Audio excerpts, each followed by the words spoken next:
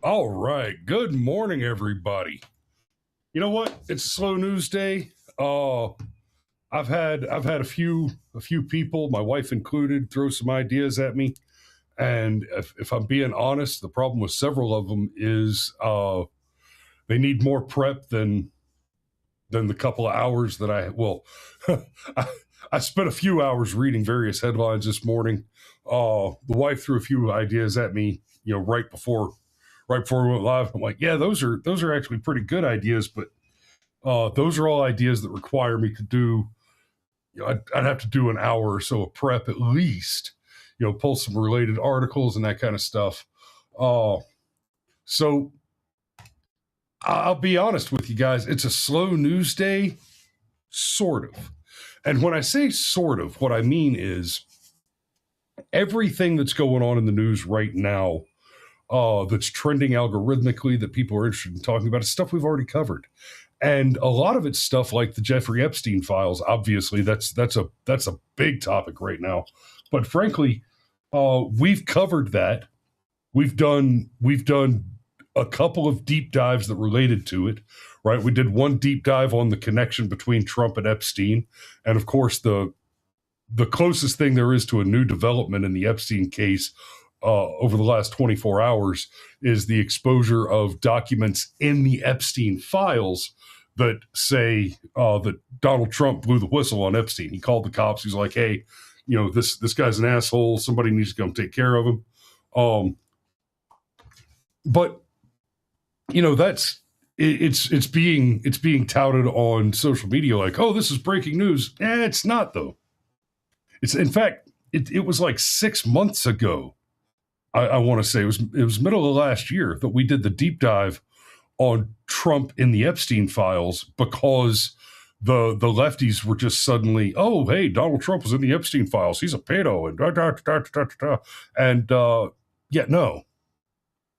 Like Mario made some good arguments about uh some good arguments against the idea that if there was anything in there on Trump in the Epstein files, that the Democrats would have released it while Joe Biden was the president.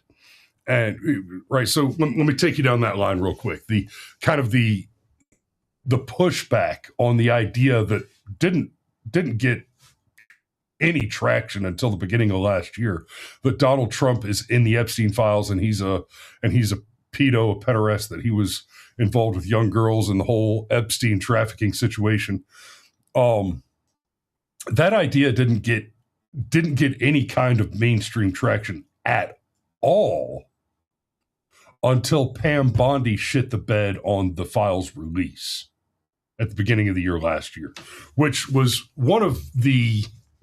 which possibly the greatest public relations blunder disaster in political history. I mean, it is hard to imagine just completely shitting the bed worse than Red Flag Barbie with the promises of releasing the documents, and here we are a year later. We're finally getting some of them.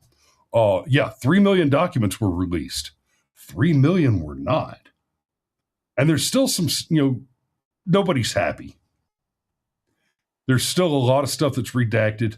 The most generous presupposition I can offer is that where names are redacted in the files that we have, and again, I'm not making the argument this is the case.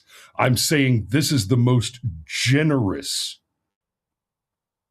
interpretation we can have.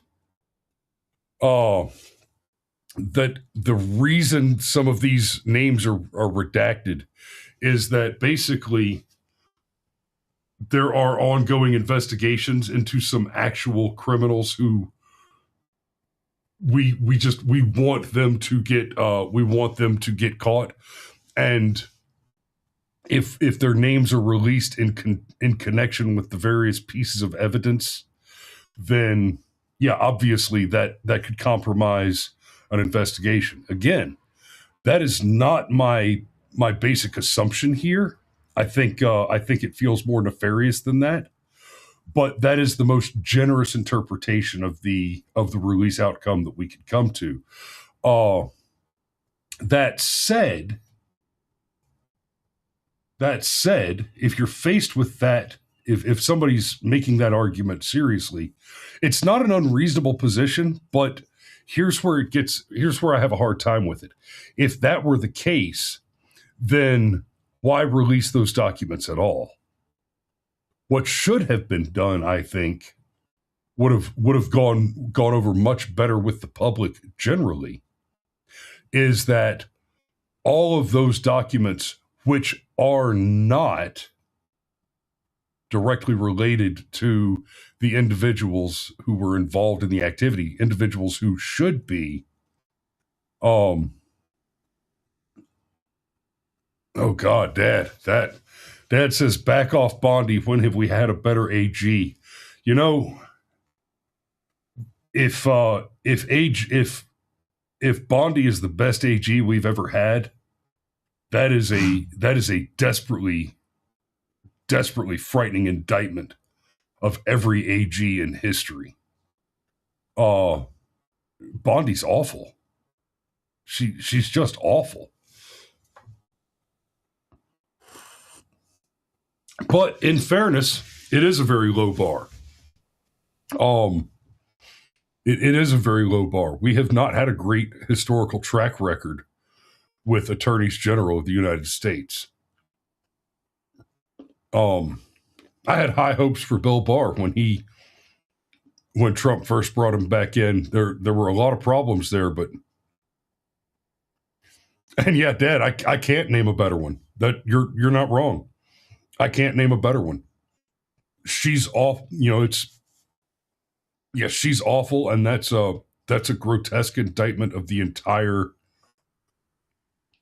history of the office. Pitt Daney says, I would have stuck with Matt Gaetz. Yeah, I think Matt Gaetz was offered up as a sacrificial lamb, and that's heartbreaking. I would cut a fool to see Trey Gowdy in that position. Hey, a greater Miyakawako, my favorite sociopath leftist troll has joined us in the chat on YouTube. Brother, you ought to hop over and watch us on Rumble. It's a much better experience. A felon appointing good justice people. Oh, really? Oh, yeah.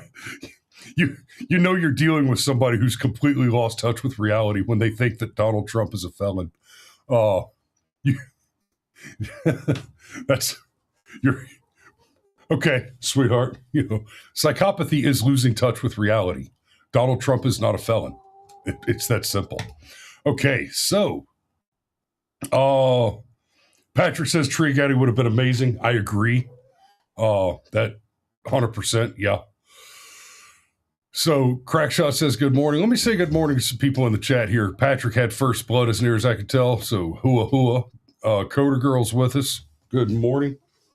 Looks like one of the chickens is trying to join us. Come on, sweetheart. Are you going to be defeated by the mosquito net? Aaron Olson joins us this morning. Hey, Aaron, I hope you and Mario are ready for Saturday night, because we've got that Lenten special to get to. I need to call both of you guys today and make sure that we're on point for that. Pitt Danny, of course, joins us. Good morning. I see Jason's with us this morning. Good morning, brother. You and I need to talk soon and just get up on what's going on. I haven't talked to you in about a month. Desert Rat, good morning, sunshine. Good morning. Love you. Crackshot joins us. I hope I got everybody. I don't know if I said hi to Sergeant Major or not, but I addressed him already in the chat. But good morning, Sergeant Major. I hope the farm's looking good today. We were out in your neck of the woods yesterday going to look at a house for Terry, and holy shit, the fog over there was like pea soup, just suddenly and out of nowhere. It wasn't like that. It wasn't like that at the house when we left here. Cyver's with us this morning. Good morning, brother. Good to see you. Crackshot says Hill Dog is a felon. in all fairness, Crackshot, Hillary was never convicted of any of the felonies that she obviously committed. Jason says they've had a bout of the flu in the household. So, for those of you who think of those things, do us a favor and pray for the brother. Take care of our people there. So, yeah, like I said, slow news week. Come on, sweetheart. General Benedict is trying to come in through the screen here. Hey, come on. Maybe I can. There. Maybe she'll try again in a minute.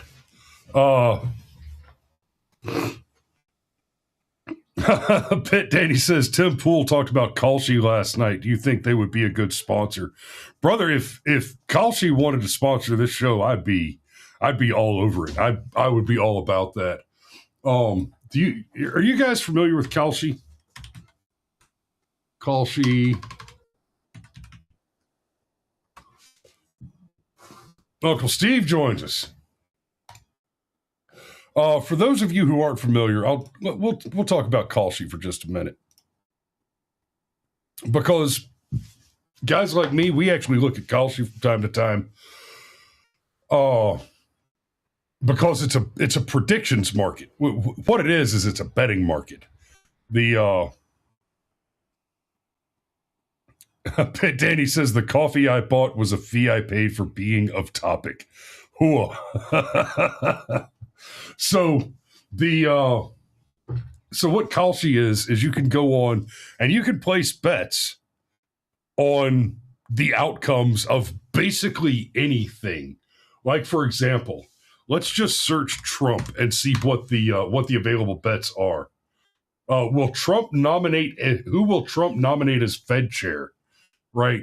You got $158 million volume on a 96% bet that it'll be Kevin Warsh, right? Who will leave Trump's cabinet next? Lutnick or Noem? I can't believe that doesn't include Bondi. Will the U.S. confirm that aliens exist before 2027? 15% of people voting yes, right? So 6.29 times return.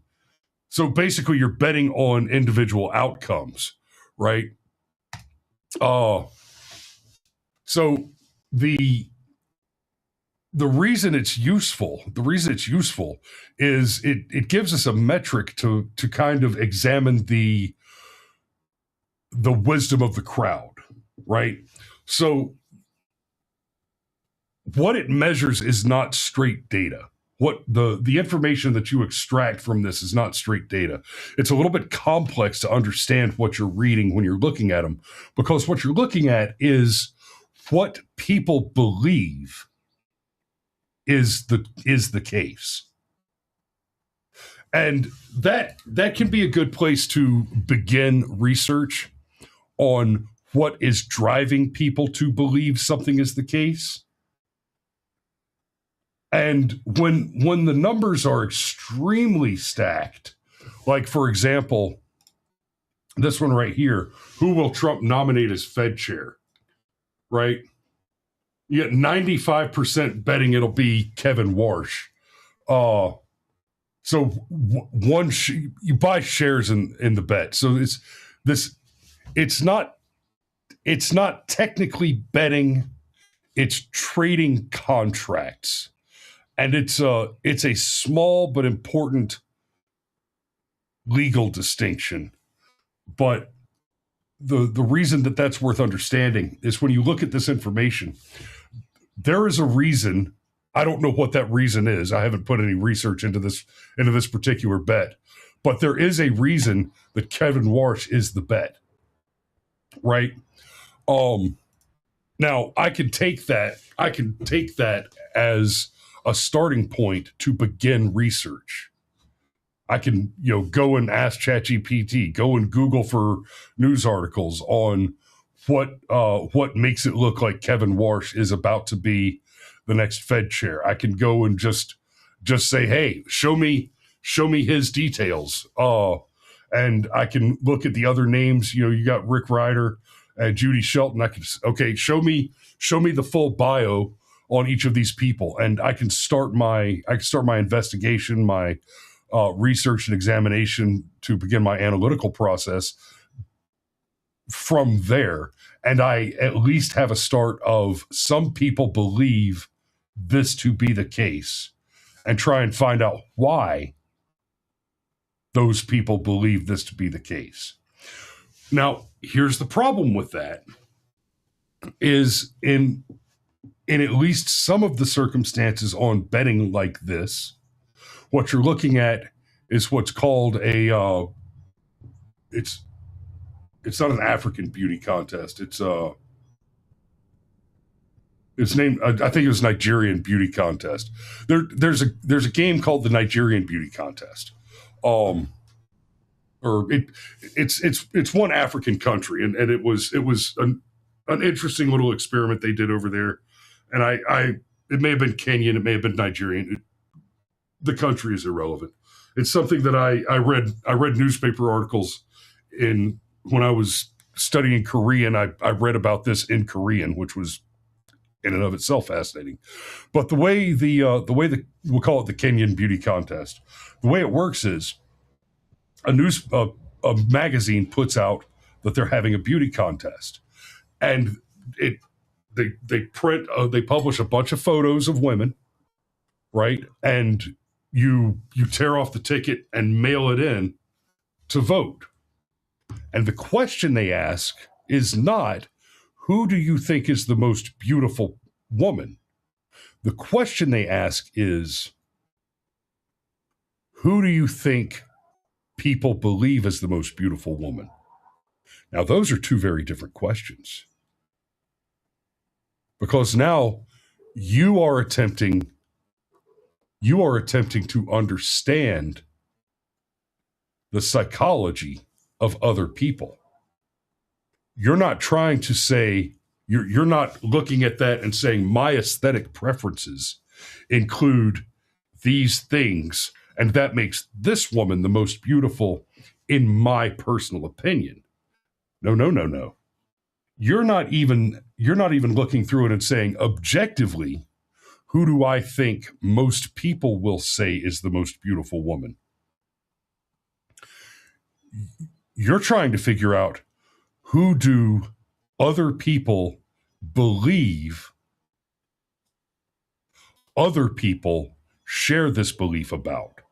Now you're into third order analytical game theory. You're not trying to guess, who does the rest of the world think is beautiful. You're trying to guess, who does the rest of the world think the rest of the world thinks is beautiful. Right? And I know that sounds extremely complicated, and it is. Now, ideally, it would be the case that the woman you find to be most beautiful in that list is the woman that the rest of the world would find beautiful.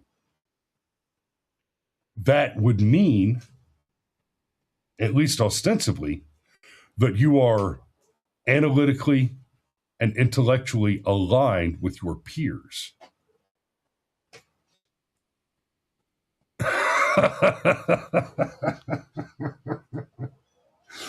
Sergeant Major says, please buy scratch tickets. Someone needs to pay for my grandchildren to go to college.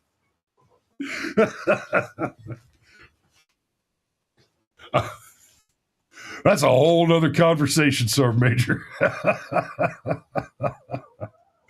You're not wrong. So, anyway. So, because Danny brought up the Kalshi thing, so when you're looking at Kalshi, you can't just, okay, you can probably throw a dart at the board and win occasionally, but throwing a dart at the board is not how you're going to make money doing it. You've got to be you've got to be doing some kind of deep soul searching on that.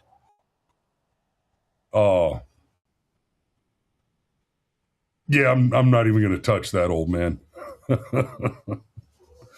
Oh, that's not the one.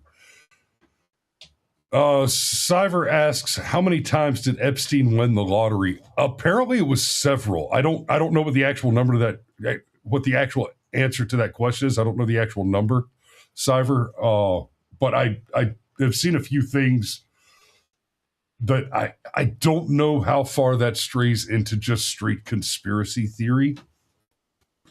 So I'm not sure what to do with that one yet. But there are a lot of, excuse me, there are a lot of things in there that are just kind of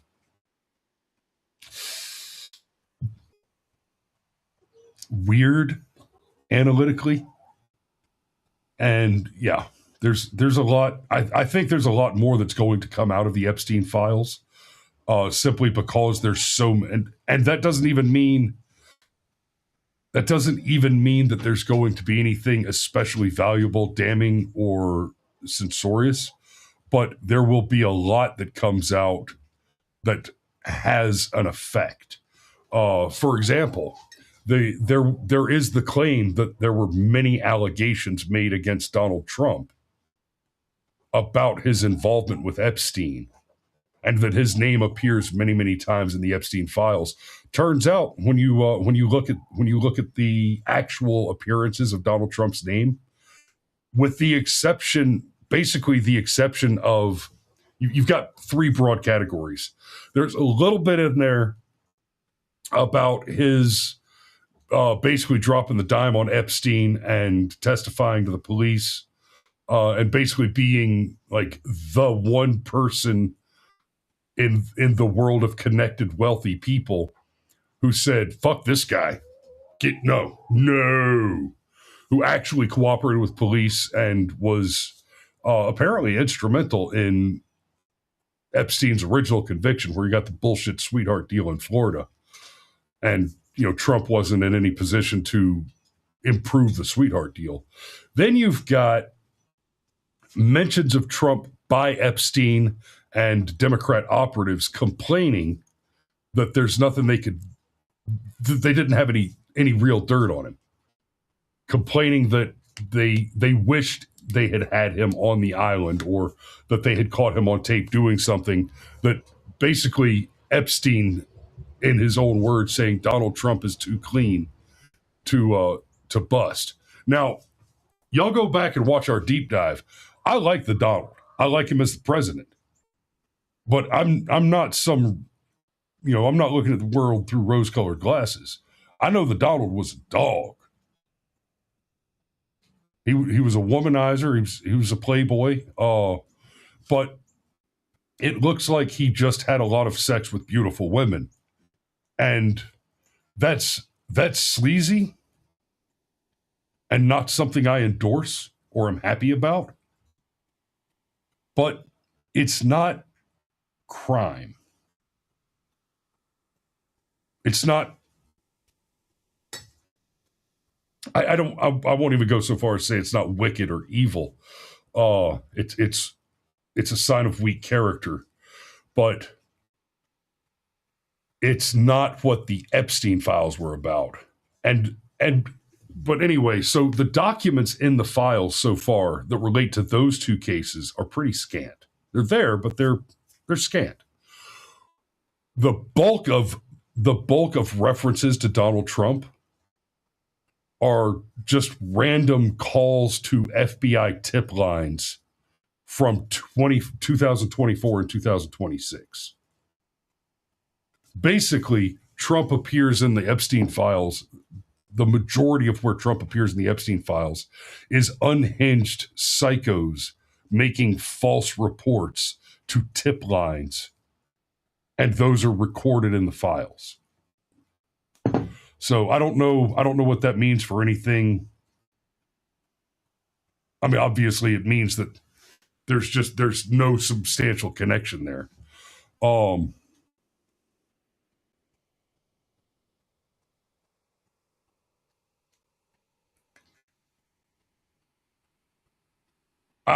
Oh, okay, Uncle Steve. I think yeah.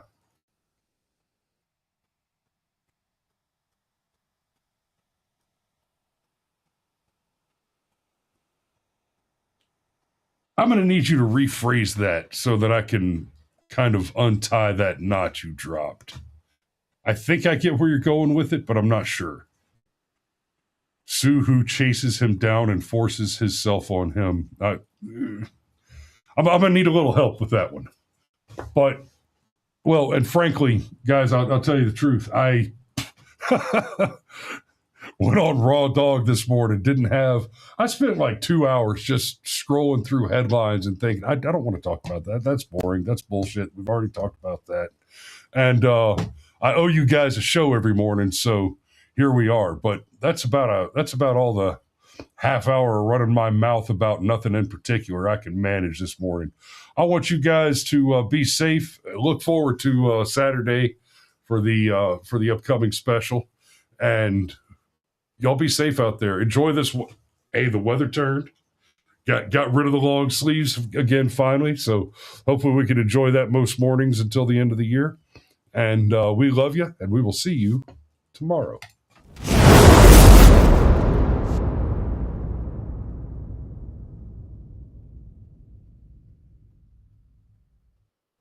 Also, despite the improved weather, it is kind of shitty and rainy outside. So there's every chance I just pop up randomly with some additional, commentary or what do you call it, reaction videos today. Who knows? Let's see what happens. Love you guys.